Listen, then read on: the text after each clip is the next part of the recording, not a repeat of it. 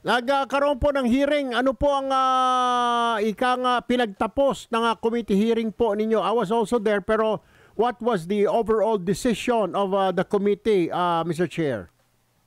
Well, ang kagandahan nito, Edwin, tama ka na, alam mo, kahapon lang nagkaroon ng pagkakataon ang West Philippine Sea na Special Committee na magkaroon ng public hearing, Kasi noon, ilang beses na kami nagkaroon ng hearing, pero we always do it ng executive meeting in deference to the yung mga posisyon ng NTF, dahil baka mga sensitibo yung mga national security concerns sa aming pag-uusapan.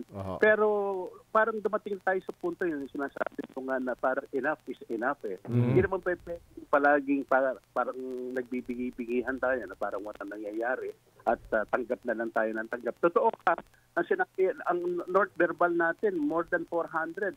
Dami na. Sa panahon more than 440 na ang naipapile natin na North Verbal.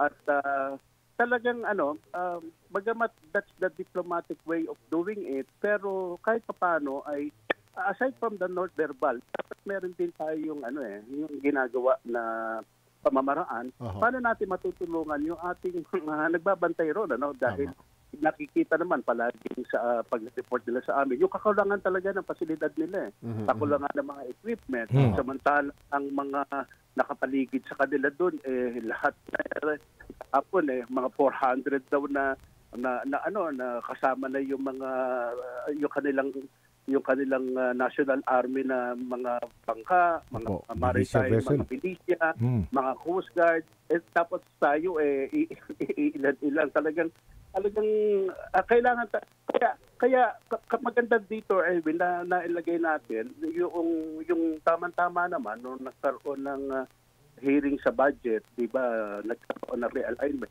ng mga confidential fund ng marami ahensya ng pamahalaan at ang naging desisyon ng Kamara sa at Speaker na mailagay ito sa mga ahensya ng pamahalaan, particular doon sa mga pangangailangan ng West Philippine Sea.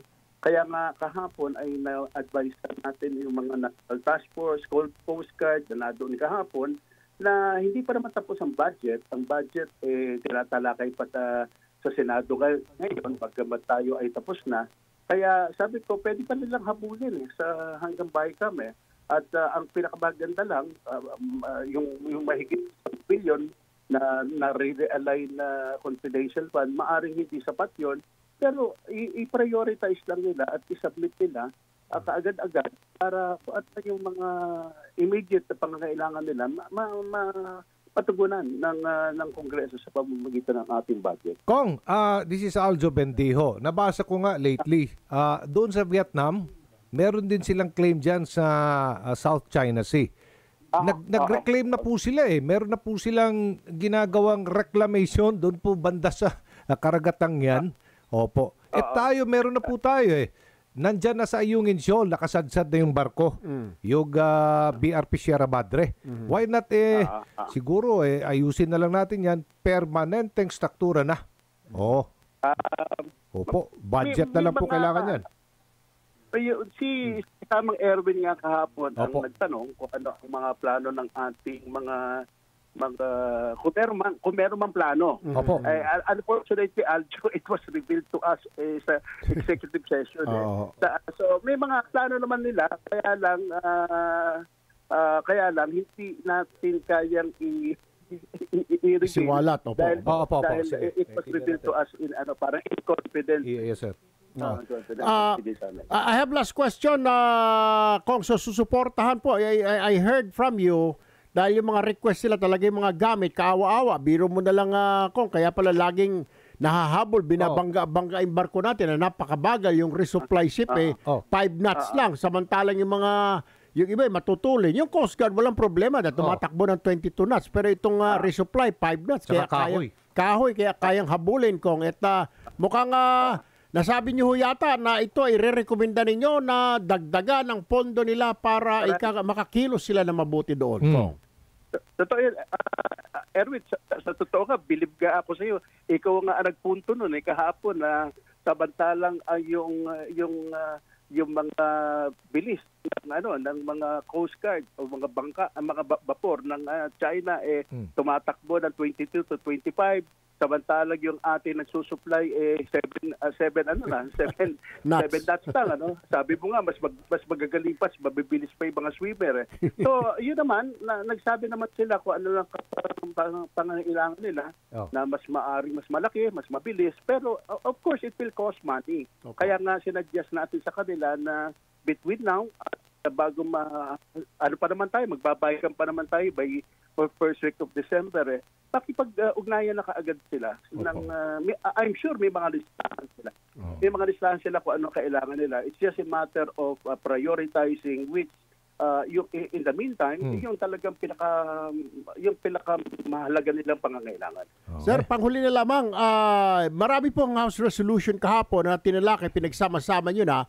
And I heard you said, if I'm not mistaken, ito po ay pumasa na sa third and final reading. Lahat yun, ito ay dadalhin na sa plenaryo. Tama po ba, Mr. Chairman? Kahapon, kasi may mga about 6 resolutions. Dahil, as I've said kanina, marami ng mga resolution na nire-represent. Dahil hindi naman ito lang ang unang pagkakataon. May mga water cannon, marami pang nangyayari. Kaya lang, ako sana, I took it upon myself dahil I do realize na ang diplomacy is it's a executive department thing Tama. Pero I think this time around katulad nga ng sinasabi sa ating kahapon, Erwin this time parang iba na ang aksyon ng China. Masyado na agresibo, hindi katulad dati noon, ngayon bumabangga na. So talagang nagiging agresibo na. Kaya I think kahapon nagpasa ng resolution ang West Philippine Sea Special Committee condemning yung kung ano man yung kagagawan ng China doon sa pangyayari na to doon sa yung kahuli-hulihan at lahat ng kaguluhan nangyayari doon sa West Philippine Sea laban sa atin. And I find it na very worthy dahil at least the House, kung siyempre i-report out na yan sa plenary at kung yan ay ma-adapt, then the House itself can express its sense na parang enough is enough. Hindi na dapat yung ginagawa ito sa amin. Okay. All right.